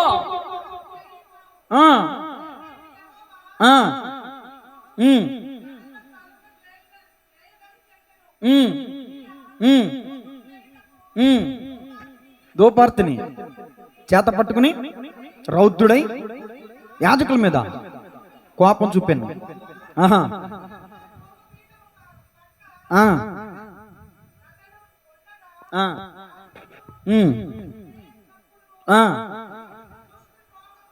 అతని నొసట కుష్ఠరోగం పుట్టెను. చూద్దాం ఇప్పుడు నా వైపు చూడండి అందరూ కూడా. ఇక్కడ దీన్ని ఏ కుష్టిగా పోల్చాలి ఇప్పుడు మనం? ఇంతకుముందు తిరుగుబాటానికి కుష్టి, మరి ఇదే కుష్టి మీరే చెప్పాలి. అతడు స్థిరపడిన తర్వాత మనసును ఏమయ్యాడంట? గర్వించి చెడిపోయింది. ఇప్పుడు ఇదే కుష్టి, గర్వం. తిరుగుబాటు అనేది కుష్ఠరోగంతో సమానం. మిరియామును బట్టి గర్వం అనేది కుష్ఠరోగంతో సమానం. ఉజ్జయానండి, ఉజ్జయాన్ని బట్టి ఉజ్జయ పని. ఇప్పుడు కుక్క చేసే పని, గాడి చేసే పని. ఒక రాత్రి అంటండి ఇంట్లో దొంగపడ్డాడంట. గాడిదేమో ఫుల్గా తినేసి పడుకుందంట. క్షమించాలి, కుక్క ఏమో ఫుల్గా తినేసి పడుకుందంట. ఇక కుక్క పడుకుంది కదా అని చెప్పేసి యజమానుడి మీద ప్రేమతో గాడిద ఓనర్ పెట్టడం ప్రారంభించిందంట. రాజు చాలాసార్లు గద్దించాడంట, వెళ్ళాడంట, కొట్టాడంట, ముమ్మారు కొట్టాడంట, తెల్లారబడి చచ్చిపడుందంట. ఇంట్లో దొంగ పడ్డాడని చూసి గాడిద మొరిగింది. దొంగ పడ్డప్పుడు మొరగాల్సింది ఎవరు? కుక్క మొరగాలి. ఎవరు మొరిగారు? ఇప్పుడు అప్పుడేమైంది పర్యవసానం? సచ్చింది. ఎవరు చేసే పని వాళ్ళు చేయాలి. యాజకులు బతిమాలుతున్నాను, రాజా ఇది నీ పని కాదు, ఈ పని చేయడం వల్ల నీకు ఘనత కలగదు, నువ్వు దేవునికి ద్రోహం చేస్తున్నావు, రాజా దూపం వేయడం నీ పని కాదని చెప్తే వాళ్ళ మీద రౌద్రం చూపించాడంటండి. రౌద్రం చూపించి దూపం వేయంగానే ఆ మాటలు విని చూడంగానే నొసట కుష్ఠరోగం పుట్టిందంట. ఈ రోజున చాలా మంది దేహం పాడైపోయిందండి. చాలా మంది గర్వంతోనే ఉంటున్నారండి. వాక్యం చెప్తుంది, గర్విష్ఠుడా నేను నీకు విరోధిని. ఒకవేళ స్థిరపడిపోయాను కదా, మేడ మిద్దులు కట్టుకున్నాను, చక్క విలాసవంతంగా జీవిస్తున్నాను, లగ్జరీ లైఫ్ జీవిస్తున్నాను, ఇక నాకేంటి అనేటటువంటి గర్వం, అహంకారం నీలో ఉందేమో, పడిపోవుటకు ముందు అహంకారమైన మనసు. ది గ్రేట్ బబులోన్ రాజు నెబుకద్నెజరు అడుగు పాలైపోయి గడ్డి వేసాడు. కారణం ఏంటి? గర్వం. గర్వం అనే కుష్టి మనలో ఉందేమో. గర్వం మనిషి జీవితాన్ని పాడు చేస్తుంది. ఏమండి, ఈ కుష్ఠరోగం మనిషి శరీరాన్ని తినేస్తుంది. ఈ గర్వం అనేది మన ఆత్మీయ జీవితాన్ని హరించి వేస్తుంది. ఇంతకుముందు చెప్పినట్టే చెప్తున్నా మరలా. కుష్ఠరోగం అనేది శరీరానికి అపవిత్రత, అవమానం, ముఖం మీద ముసుగేసుకుని తిరిగాడంట. అప్పుడు దాకా ఉజ్జయరాజు రాజకిరీటం పెట్టుకుని రథం మీద ఆ వీధుల వెంబడి వెళ్తుంటే జైహో జైహో అనేవాళ్ళంట, కేకలేసేవాళ్ళంట. అంటే రాజటీవీతో, రాజమర్యాదతో, గౌరవ మర్యాదలతో రోడ్లంట వెళ్ళేటటువంటి ఉజ్జయ కుష్ఠరోగం వచ్చిన తర్వాత నుదుటికి ఇలా ముసుగేసుకుని నేను అపవిత్రుణ్ణి అని వీధులంట తిరగటం మొదలెట్టి పెట్టాడంట. యాజకులే తోసేశారు బయటికి. అవమానం వచ్చిందా లేదండి? గర్వం ఏదో ఒక రోజున అవమానం తీసుకొస్తుంది. అర్థమవుతుందండి? గర్వము అనే కుష్టి మనం కలిగి ఉండకూడదు. సనుగుడు అనే కుష్టి మనం కలిగి ఉండకూడదు. తర్వాత ఆఖరి మాట చూడండి, నయమాన్. ఆఖరి మాట చెప్పి ముగిస్తాను. రాజుల 2వ గ్రంథం 5వ అధ్యాయం 1వ వచనం. ఆఖరి మాట అండి, 2 నిమిషాలు ముగించేస్తాను. సిరియా రాజు, నా వాయిస్ బేసుతో మీ వాయిస్ లేవాలా?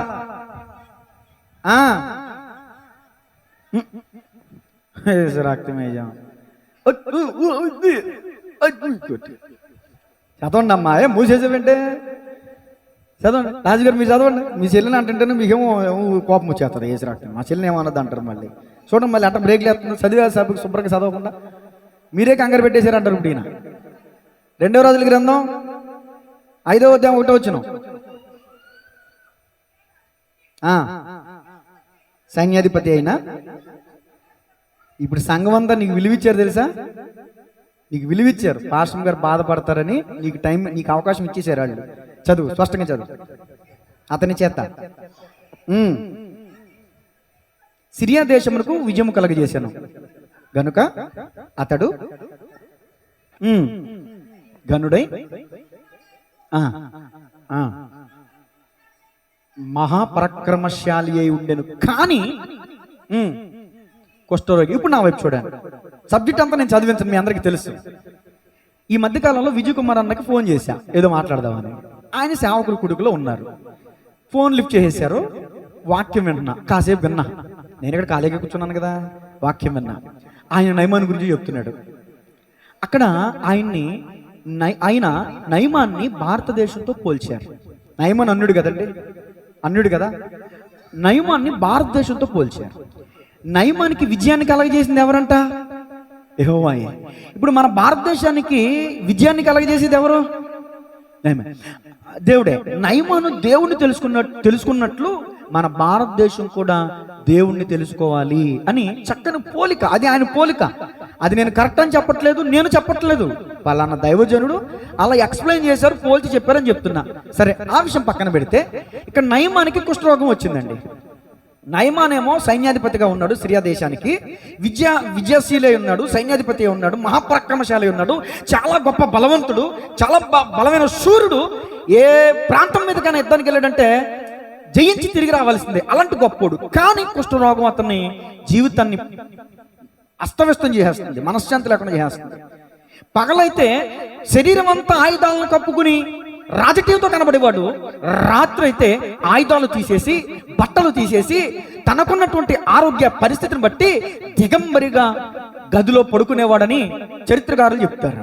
బైబిల్లో లేదు అలాంటి ఇంట్రడక్షన్, అలాంటి సందర్భం. దైవజనులు చెప్తారు, కొంతమంది చరిత్రకారులు చెప్తారు. అమ్మ, ఎందుకు మన దైవజనుడు మన యజమాని ఎప్పుడు చూసిన చీకటి గదిలోనే ఉన్నాడు అని అడిగిందంట ఇంట్లో ఉన్న బానిస.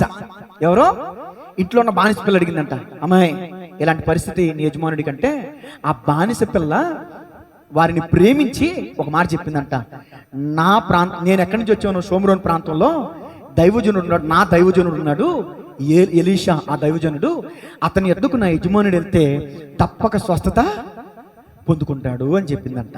అసలు ఆ పిల్లకి అవసరం అండి? బానిస పిల్ల జైల్లో ఉన్నట్టు లెక్క. అయినా కూడా నా దైవజనుడు అని గుర్తు చేసింది కదా.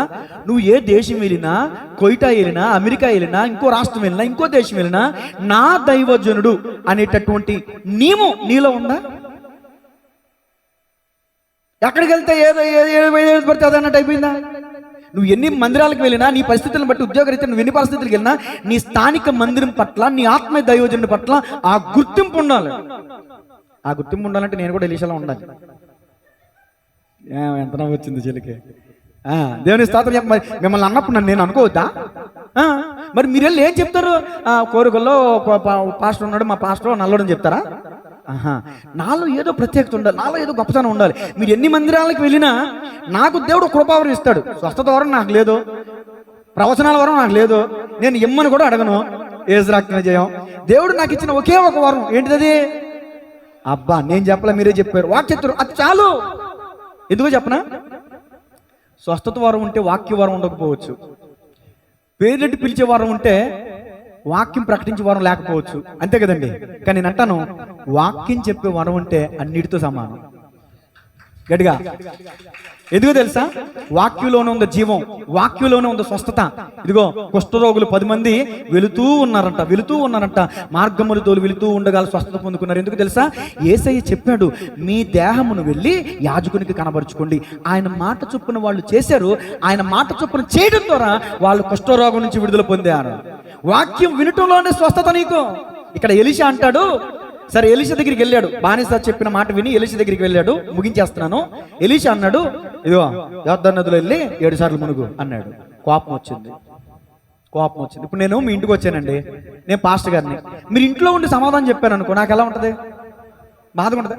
ఆయన పరాక్రమశాలి, సిరియా రాజుకి, సిరియా దేశానికి సైన్యాధిపతి వస్తే మన పాస్టర్ గారు ఇంట్లోంచి బయటికి రాలి. ఏంటంటే మీరు కూడా మీటింగ్లు పెట్టేటప్పుడు పాస్టర్ గారు నన్ను గుర్తించాలా, పాస్టర్ గారు నాకు పాట ఇవ్వాలా, పాస్టర్ గారు నాకు ప్రత్యేకమైన పాట ఇవ్వాలా. మీరు కూడా అలాగరా? నయమని కూడా అలాగే అలిగాడు.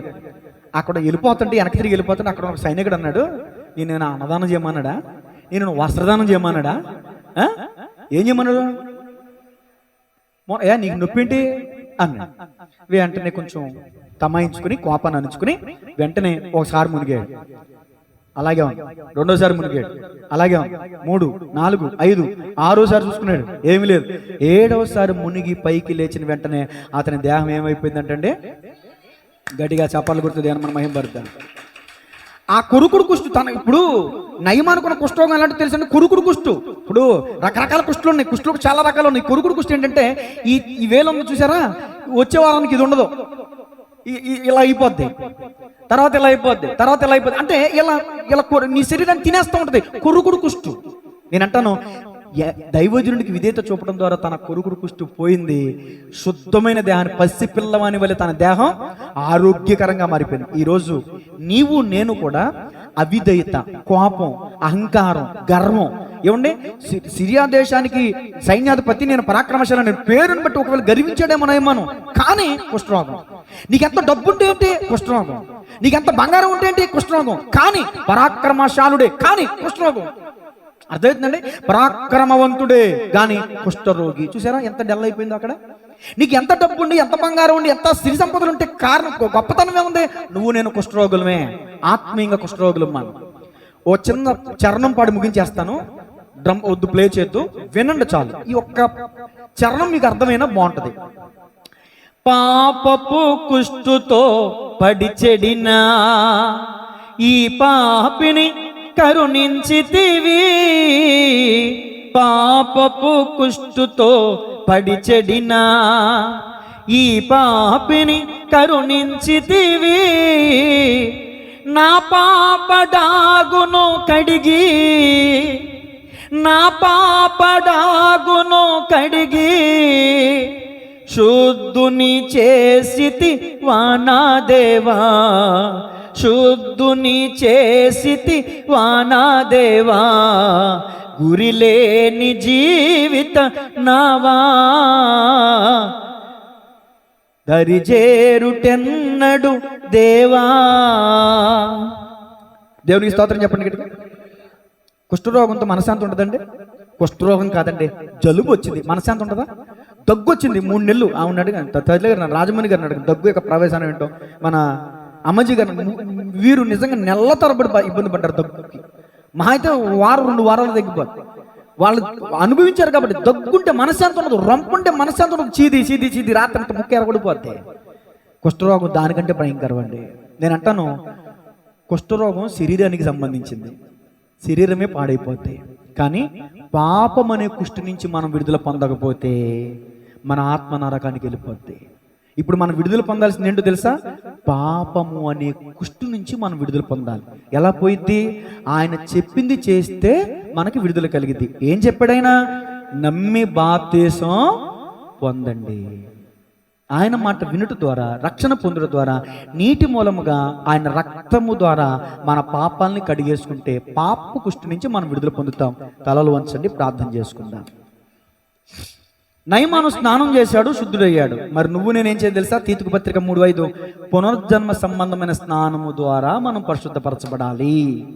నీ చర్మం, నీ దేహం లేకుండా ఎముకలతో ఉన్నదేమో నీ ఇంటి పరిస్థితి. ఎముకలలోయ ప్రార్థన చేయాలండి. ప్రార్థన మోకరించగలిగిన వారు 2 నిమిషాలు ప్రార్థన చేయండి. యథార్థంగా చెప్పబడిన వాక్యాన్ని బట్టి యెహెజ్కేలు దర్శనంలో ఎముకల లోయ, చర్మం లేదంట, దేహం లేదు, ప్రాణం లేదు. చాలా మంది ఆత్మీయ కుటుంబాలు ఈ రోజున అలాంటి స్థితిలో ఉన్న ఎముకల లోయలు ఉన్నాయి. ఈ రోజున చాలా మంది, ఆనాడు నయమాను ఒక్కడే, కానీ ఈ రోజు చాలా మంది. అద్భుతం ఏంటంటే, ఆనాడు సిరియా దేశంలో చాలా మంది కుష్ఠరోగులు ఉన్నారంట, కానీ నయమాను ఒక్కడే స్వస్థత పొందాడంట. ఎందుకో తెలుసా? దైవజనుడు చెప్పిన మాట విన్నాడు. ఓ దేవుని ప్రియ సహోదరి, తమ్ముడు, అక్క, చెల్లి, తమ్ముడు అన్న, రక్షణను నిర్లక్ష్యం చేస్తున్నావా? నీ పాపపు కుష్టి నుంచి విడుదల పొందుకో. నీ రోగం నుంచి విడుదల పొందుకున్నావు, మంచిదే. నీ పాపపు రోగం నుంచి కూడా విడుదల పొందకపోతే ఆత్మ నరకానికి వెళ్ళిపోద్ది. జాగ్రత్త. నీ దేహ చర్మం ఎలా ఉంది? పరిశుద్ధంగా ఉందా? యేసే రక్తం ద్వారా కడగబడు. నీటి మూలముగా బాప్తిసం తీసుకో. నీ పుట్టుక నుంచి, నీ ఊహెరుగున కాంచి నువ్వు తెలిసి తెలియక చేసిన ప్రతి విధమైన పాపం కడగబడుద్ది. అలా నీ పాపం నుంచి విడుదల పొందితేనే పసిపిల్లవని దేహం వలె నయమని ఎలా అయితే మారాడో, నువ్వు కూడా నూతనంగా జన్మించిన శిశువులను పోలిన వారై, నూతనంగా జన్మించిన శిశువులను పోలిన వారై వాక్యమనే పాల ద్వారా అపేక్షించుడి రక్షణలో ఎదుగు నిమిత్తం. ఇంతకాలం దేవుని మందిరానికి వస్తున్నావు, రక్షణ లేదా? సున్నతి లేనట్టే. సున్నతి లేదు నీకు. ఇజ్రాయేలీయులు సున్నతి లేకపోతే కొట్టివేసేవాళ్ళు అక్కడ, నిబంధనను మీరినట్టు.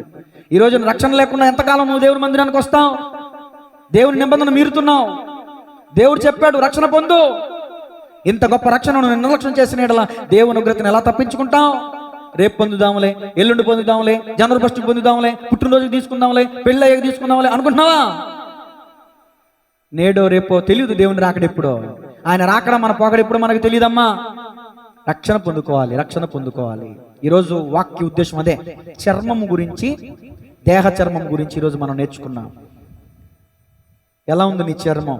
ఎలా ఉంది నీ దేహ చర్మం? ఒకసారి ఆలోచించు.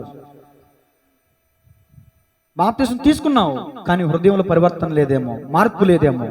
నీ రక్షణ కాదు అది. కుష్ఠరోగం కలిగి ఉన్నామేమో ఈరోజు. సనుగుడనే కుష్టి, తిరుగుబాటు అనే కుష్టి, గర్వం అనే కుష్టి, అహంకారం అనే కుష్టి, పాపం అనే కుష్టి. కుష్ఠిరోగం ఒకడు వచ్చాడు యేసయ్య దగ్గరికి. అయ్యా, నీకు ఇష్టమైతే నన్ను బాగు చేయవా? నాకు ఇష్టమే, నువ్వు శుద్ధుడు కమ్మనగా శుద్ధుడయ్యాడు. దేవుని మాట శుద్ధిని చేస్తుందండి. దేవుని మాట శుద్ధిని చేస్తుంది మనల్ని. దేవుని మాట ప్రకారం నువ్వు చెయ్యి. ఆ కుష్ఠరోగితో యేసయ్య చెప్పాడు, వెళ్ళు సిలువైన లోయలో కడుక్కో. దేవుడు చెప్పిన మాట వింటే స్వస్థత. ప్రార్థన చేద్దాం, ముగింపు ప్రార్థన. పరిశుద్ధుడా, ప్రేమగల తండ్రి, ఈరోజు జ్ఞానేంద్రియాల నిమిషంలో నుంచి చర్మం అనే మాటను, దేహ చర్మం అనే మాటను బట్టి ఓ చక్కని ఆత్మీయ సందేశాన్ని మీరు మాకు ఉపదేశించారు. అందుని బట్టి స్తోత్రాలు ప్రభువా. నిలబడింది నేనే, కానీ మాట్లాడింది మీరే. అయ్యా, నీ బిడ్డలు ఎంతో శ్రద్ధగా విన్నారు. ఏ విషయాల్లో మేము అతిక్రమం కలిగి ఉండకూడదో మీరు మాట్లాడారు. ఆనాటి ఇజ్రాయేలీయులు సున్నతి పొందకపోవటం వలన కొట్టివేయబడ్డారు. ఈనాటి క్రైస్తవులు రక్షణ పొందకపోవటం వలన విడిచిపెట్టబడతారు. నిత్య రాజ్యములోనికి ప్రవేశం ఉండదు. ఆ సంగతిని ప్రతి ఒక్కరూ గుర్తించి, గ్రహించి నేడైనా మారు మనసు పొందే రక్షణ పొందే కృప ఆత్మీయ బిడ్డలందరికీ, యూట్యూబ్ ద్వారా వీక్షిస్తున్న వారికి ప్రతి ఒక్కరికి దయచేయమని, ఈ వాక్యం ద్వారా అనేకులు కన్నులు హృదయాలు తెరవబడడానికి సహాయం చేయమని యేసయ్య నామములో అడిగి వేడుకొంచున్నాము తండ్రి, ఆమేన్. God bless you all. అందరికీ వందనాలు. దేవుని కృప మనందరికీ తోడై ఉండును గాక. ఆమేన్.